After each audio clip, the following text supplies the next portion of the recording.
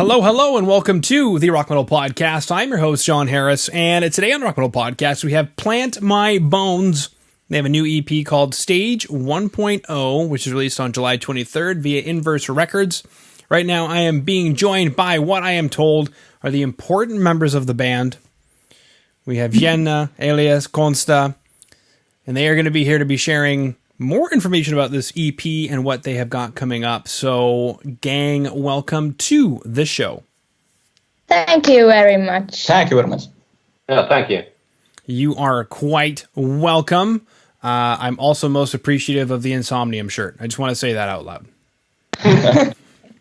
Just saw them last weekend at Saarihelvetti Festival to Finland. They were playing? Yes. Shows are allowed in Finland? Just barely. Just barely. Wow. Just before the pandemic hit, I was booked to see them backstage here where I live because they were on tour. Oh. And then cool. And then they had to cancel the tour. That's a bummer. Yeah. Mm-hmm. And it was also with Omnium Gatherum at the same time. Oh. I was so excited. And then the pandemic took it away. No. But that's why I planted my bones, and then after I planted my bones, we got a bone tree, and you guys are now here, so this is fantastic. Yes. It's nice to be here. Yeah, absolutely. Now, take us through this EP, Stage 1.0. What went into creating this EP? What were you guys looking to do with this body of work? On this EP, we decided to produce and record everything by ourselves. Only the drums were recorded at Headline Studios in here, Tampere, with a guy called Onni Pietilä as our recording engineer. And we wanted to show people what kind of band we really are. And it was nice to do things without there's no one telling us what to do. Mm-hmm. Is that a problem before? People said, do this, and you're like, I don't want to. And they said, yeah, do it. And you said, but I don't want to. Well, not that strongly, but we started when we were about 15 years old, so it took a little time to stand up for ourselves and realize our sound. So this time, after we became a trio in 2020 spring, we decided that hey, this time we're gonna do whatever we want, and we like the songs. They're very different, and we don't know what to tell anyone but ourselves how we want it. So we made it ourselves, and turned out pretty good, I think. Mm-hmm. Yeah. How come the drums were done in a studio, but not, I don't know, vocals or anything else, or maybe doing, dare I say, some kind of level of program drums? Well, I wouldn't stand for that at all. I want to freaking play. So we felt like drums as an acoustic instrument deserves a very high quality recording, and so does everything else. Don't get me wrong, but we found it a little too tricky for us with our small practice space and minimal gear, so that we decided to have a little help on. Mm-hmm. Okay. Now, out of all the studios that are available, why the one that you chose? Well, the guy who recorded us, Onni Pietilä, we have known him for quite a few years beforehand. So we actually got the studio time through him. He has started working there maybe a little less a year ago, and he suggested that why don't you guys just come to one of the nicest studios in Finland where I work, so you'll get it. I'll come record for you. And we said, fine, sounds good. So that's how we ended up choosing it. Mm-hmm. Okay. And then I guess my next question is, how did you guys take care of everything from there? Did you have tracks recorded and then you did the drums to the tracks, or how did you get it done? At first Well. we recorded drums, and then Yes, we did the drums first, and then when we had the drum tracks, we did all the rest of the instruments on top of the drum track. Yeah. So Okay. the songs were quite ready before we went to the headline studios to do the drums. Okay. And then you guys recorded them at home then, yeah? At our practice space, yes. Practice space. Boom. Okay. So I'm curious then. I don't know. What is my question? I don't know. Do I have a question? I guess my question is more like how you guys then put it all together. So we have real drums on the recording. Konsta wouldn't stand for anything else. But keyboards, bass, guitars, vocals, how were those done? well, I recorded bass when I was at home. I just when the drums were siinä taustalla. When the drums were already done, Jenna recorded the bass at his home because we didn't need any amplifiers or anything. She just did the bass straight to the sound card. Direct input. Yes. And the guitars we did at the practice space, really classic style, just Marshall mic'd up and ready to rock. Nothing special. Marshall? Yes, Marshall. What kind of Marshall? Tell me more. JCM 900 Marshall. Tube amp. Ooh, okay. And then, Rock and roll machine. yeah. Marshall cabinet, Yes. vintage 30s. I can't remember the model of the cabinet. I've not been using it pretty much except the recordings. I can't get to my head what the model of the cabinet is. It's okay. SM57 microphone. Yeah. Yes, Yeah, actually it was. yes. Yeah. Okay. Got the essence of the chain here. And then you mentioned that the bass is DI, but did you treat the DI in any way? Or when you play live, I guess, what is your equipment for bass? We have a preamp. Actually, in the recording, there is two preamps. There's a Ambec preamp, and then the Tech 22. Box Tech something from the boss as a preamp. Yeah. I think it's Tech 21 is called the last preamp. Sans amp. Yeah, since Okay. Now you got a bit of a Geddy Lee thing going on, I believe, because it says here that you do keyboards and bass. Is that correct, Amundo? Yeah. Actually, Rush is our favorite band in the world. But on live, I don't play bass. I just sing and play keyboards. Okay. And you But this record, I play bass also. do you just do the bass with the keyboard then? So you've got the left hand to do all the bass stuff that you would normally do on a bass? We have a bass player when we play live. Right. Four piece live. Yeah, that Yeah. guy. That guy. Yeah, Yeah. sort of a hired gun, except he isn't as much hired as just helping us out. Yeah. Exactly. You can come along if you want. You could be a part of the band for a night. It'll be a part of the scheme here in the Red River. Cool. So Rush is your favorite band in the whole wide world. Wrong T-shirt to wear to the interview then. Should have been. I thought about maybe if I could change the T-shirt, but there was not enough time for that. Okay. What's everybody's favorite Rush album? Oh, that's a tough question. Yeah. Gotta be Hemispheres. Hemispheres moving pictures are 2112. Mm-hmm. I gotta go with Moving Pictures. Moving Pictures. All right. Yeah, that's a good one. They started getting a lot more synthesizer stuff on there. Yeah. That's the way we like it. Yeah.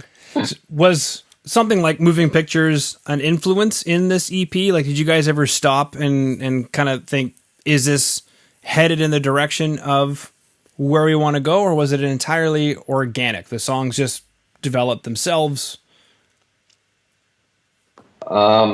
Usually I think it goes in a way like we kind of mess around, and when we feel like this could be a song, then much later on in the process we'll be like, well, this sounds like Moving Pictures or any other band, and then we're very eager to, in a way, follow the song in the way it wants to go. That's the way we get it right, I feel like, and not thinking too much during the creative process. Mm-hmm. Okay. True story. If you guys like true stories, is one time in the countryside, no joke, I was in a sports car here in Canada, and I put on Red Barchetta, and I opened her up, and while Red Barchetta was playing, I was like acting out the song Red Barchetta. We did look for next one right there. We didn't hear like last 20 seconds. 20 seconds. Oh my goodness gracious. I apologize. Are we good now? You can hear me now? Yes. Yeah, we can. Good. A couple summers ago, I rented a race car and I put on Red Barchetta from Moving Pictures, and I went out in like off the highway onto a secret road, and I opened her up and let it rip. I had my own little Red Barchetta moment. Oh my God. That's sweet. Cool. Yeah. I was so happy. I called my mom. I was like, I just did a Red Barchetta moment. And she was like, what? And I was like, Red Barchetta from Rush? What? I drove really fast in a sports car on the countryside. Don't do that, dear. You're going to get hurt. My mom actually has seen Russ in here Finland with my dad, and she slept almost all of the concert, and I'm so freaking mad for her. Mm-hmm. I'm also mad about that. Beautiful. Okay. Recently, I've been giving their first album a lot of play. It's groovy stuff, man. Speaking of other groovy stuff, we have this EP, Stage 1.0. We got a couple of tracks, Red River and the Scheme, that appear to have videos for them. Take us through these videos. What went into crafting these videos? Well, the music video for the Scheme, we kind of like borrowed this pretty well, in Finland at least, legendary venue called Tuiskula in a small town next to our small hometown in the countryside. And we rented out this like very old, like kind of vintage, like actually a dance floor. It used to be a disco in the 80s. And we just rented out and like realized that this place has a very good vibe. Then we put the lights and smoke together and all, and it was just very stream of consciousness, just go for it, and it ended up great. We had a very talented photographer and videographer with us, and I'd give most of the credit to her as to what looks good. We don't look good, but the video looks good. At least somebody looks good. I see the disco balls. Very cool. The disco in the 80s. Actually, Metallica used to play in there like in the early 80s. And they weren't even that big of a deal. Yeah. And everybody's talking about it here in Finland. That couplet in Tuiskula Nivala. All right. Cool. I'm looking at your guitar, baby. I see the JCM 900 there behind you. Is that a fast track in the neck? Is that what you got going on? A Seymour Duncan fast track in the neck? Do you talk about the Stratocaster in the video? Yeah, the Stratocaster in the video. That doesn't look like a stock pickup in the neck. Seymour Duncan Hot Rail. Hot rail. Okay. Hot Rail. You know what? It's probably DiMarzio that makes the fast track, and it's Seymour Duncan that makes the hot rail, and I just messed that up on my own show. Oh no! I know. Everybody in the comment section is going to be eating me alive. Yeah. I can feel the cool points dropping I know. right as we speak. I know. That one person's going to go, and he's going to hit the thumbs down button right now. Oh no! I know. Terrible. My whole life is just going to crumble. It's all I live for. Okay. Why that pickup? What was wrong with the neck pickup that was already there? The Strat had, like, in my mind, pretty weak single coil pickups before that, and I just thought that our songs needed a little bit more punch, and the Hot Rail was the hottest single coil pickup that I could find. Single coil sized pickup that I could find for the Strat. Is it a single coil or is it a stacked humbucker? Fits in the same hole. Yeah. Okay. All right. And then we got, looks like she's headbanging a lot. Is that what's going on? Yeah. Doing a lot of headbanging? Yeah. Yeah. All the time. All the time. Cool. Yeah, and then I just checked out the other video that I had mentioned, which is a lyric video that's based off of your guys' artwork, which is very, speaking of 80s, got a touch of 80s vibe to it. How did you guys come up with the artwork? Well, we got in touch with the guy who made a previous artwork for us called Petri Lampela, and we kind of asked him for I don't know if I can describe almost like vintage cartoony space adventure style stuff, and that's pretty much the first idea that he had, and we loved it right away. Yeah. And then you went and made a music video and an 80s discotheque, and you're just 80s all around, baby. Yeah. I don't know. Yeah. Loosely tying the whole interview together was the JCM 900 to see when that came out. I think that's an 80s amp, though. And then you got the 80s discotheque. You got Moving Pictures, which is the 80s. Yeah. Okay. 80s rules. They do rule, man. Good stuff. Okay, gang. We chatted about getting your drums recorded in the studio and then tracking everything to those drums. And then we've got that you guys love Rush's Moving Pictures, which being Canadian, I have to include that. It's a requirement. And then chatted about 80s discotheques and 80s themed artwork and the music video that was filmed, obviously, in said 80s discotheque that Metallica apparently played in before they were known to the entire world. Yes. Very cool. Do you guys know when that was? Was that like Kill 'Em All? Was that Ride the Lightning? Yes, like the Killer time period somewhere during the first record. Okay.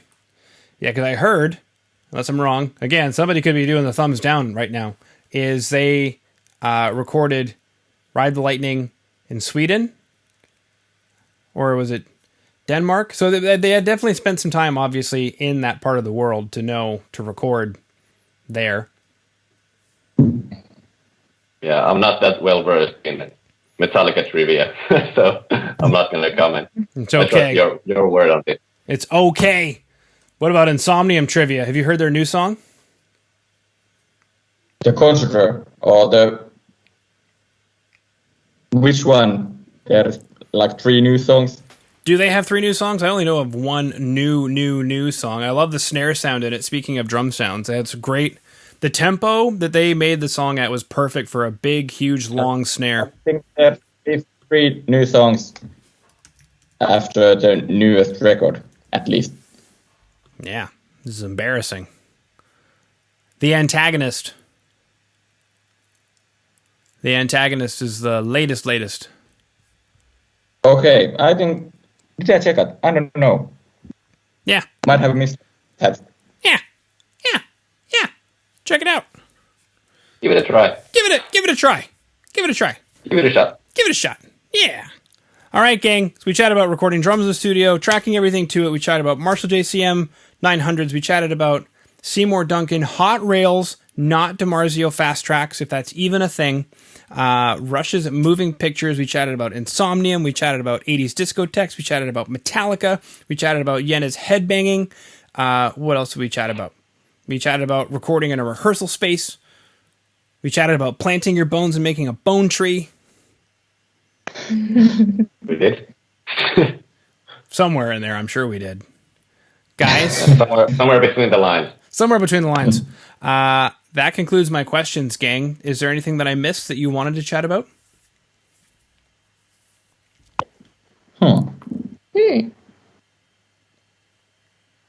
Anything I missed? We don't... Toisista biiseistä. We just want the people to know that we have already a lot of new good stuff coming. Even heavier and even more maybe Progressive. Yes, more progressive and experimental. Yeah, new songs are on their way. Okay, perfect. I think what not being able to play shows during the COVID outbreak is that it made us a bit of feel like gave us a case of like cabin crazy. We've been just banging our heads against the wall and thinking like, okay, how could we make this even more ridiculous just to entertain ourselves? And that's the way we've ended up accidentally developing our sound to a more progressive direction. Cool. All right, gang. Well, thank you so much for coming on to the Rock Metal Podcast today. Thank you so much for having us. Yeah, thank you so much to you.